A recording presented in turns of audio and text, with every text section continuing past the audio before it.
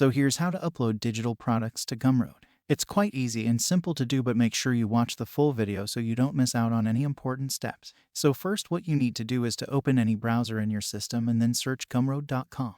Go to the website and log into your account. Click Products and then click New Product on top right corner. Write name of your product and then select Type. I will select Digital Product. Now set price of your product. You can also change currency. On the top right corner, click Next, Customize. Now add description of your product. Customization options are also available and you can insert image from this icon.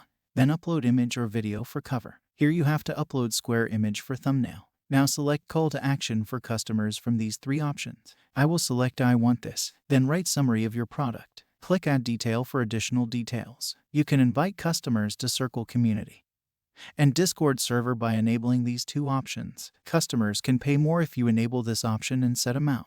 Offer variations of your product by clicking Add Version. Write name, description, and set additional amount and quantity. These are settings too. Limit product sales. Allow customers to choose a quantity. Show number of sales on product page publicly. Generate unique license key per sale. Mark product as e-publication for VAT purpose. And specify a refund policy for product.